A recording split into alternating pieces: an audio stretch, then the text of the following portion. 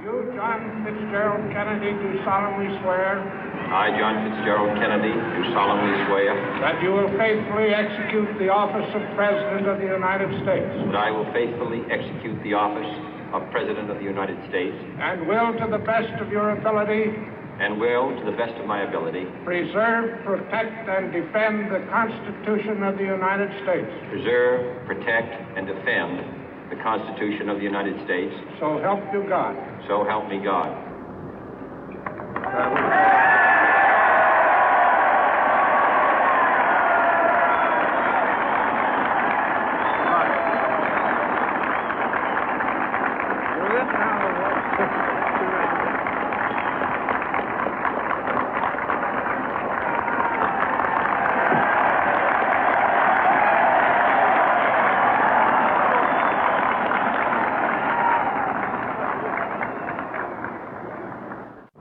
Vice President Johnson, Mr. Speaker, Mr. Chief Justice, President Eisenhower, Vice President Nixon, President Truman, Reverend clergy, fellow citizens.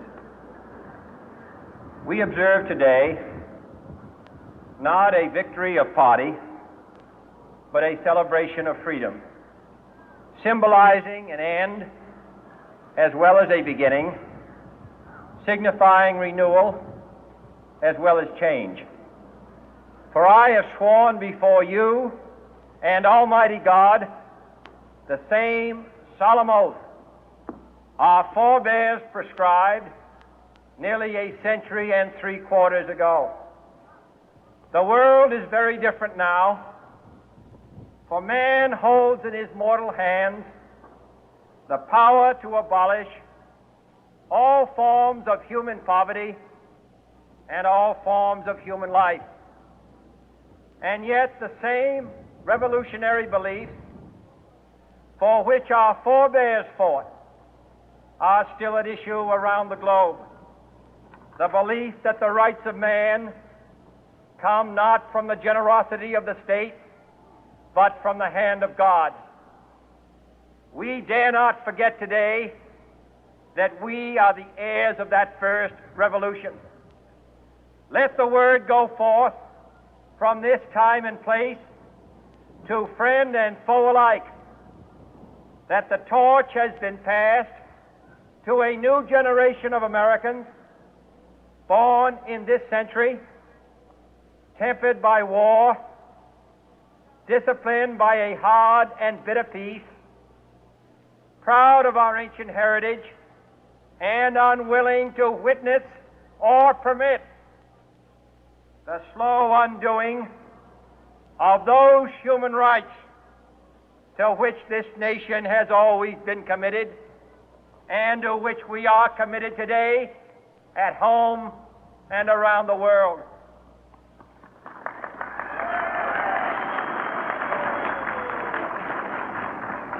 Let every nation know, whether it wishes us well or ill, that we shall pay any price, bear any burden, meet any hardship, support any friend, oppose any foe to assure the survival and the success of liberty.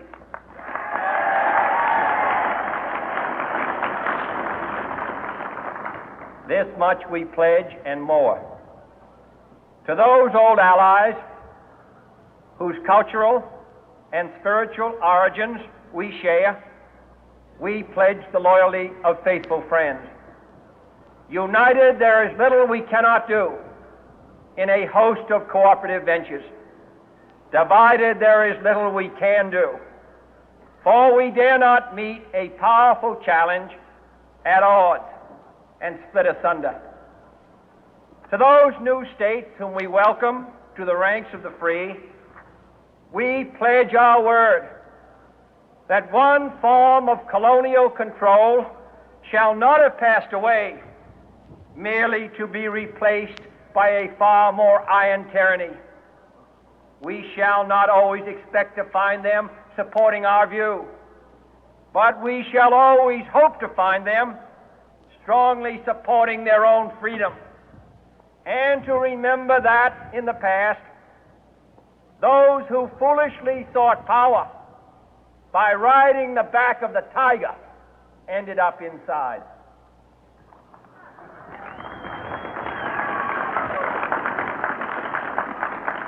To those people in the huts and villages of half the globe struggling to break the bonds of mass misery, we pledge our best efforts to help them help themselves for whatever period is required, not because the communists may be doing it, not because we seek their votes, but because it is right.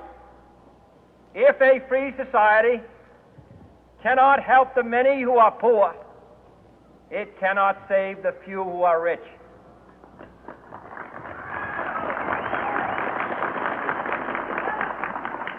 To our sister republics south of our border, we offer a special pledge to convert our good words into good deeds, in a new alliance for progress, to assist free men and free governments in casting off the chains of poverty.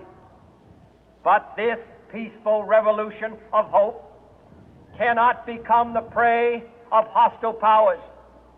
Let all our neighbors know that we shall join with them to oppose aggression or subversion anywhere in the Americas. And let every other power know that this hemisphere intends to remain the master of its own house.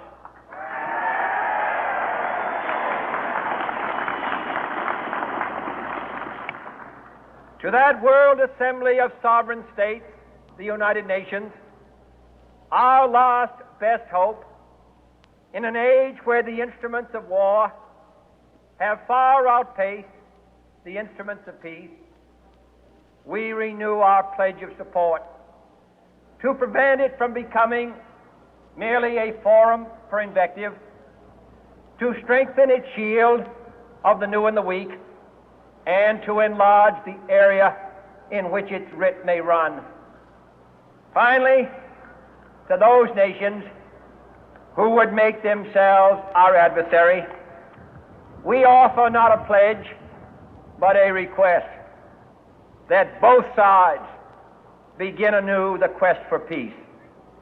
Before the dark powers of destruction, unleashed by science, engulf all humanity in planned or accidental self-destruction, we dare not tempt them with weakness, for only when our arms are sufficient beyond doubt can we be certain beyond doubt that they will never be employed.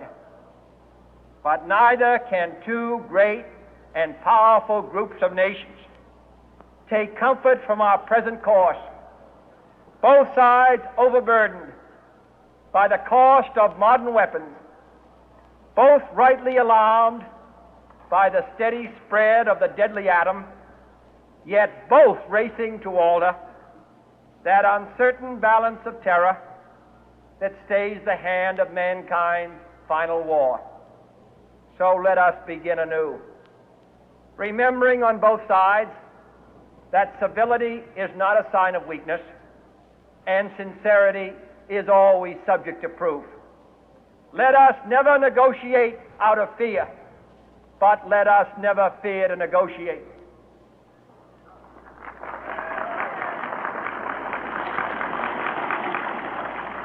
Let both sides explore what problems unite us, instead of belaboring those problems which divide us.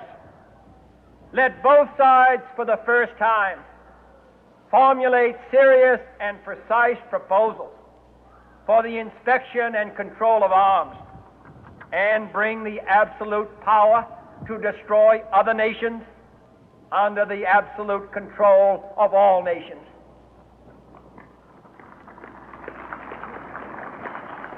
Let both sides seek to invoke the wonders of science instead of its terrors.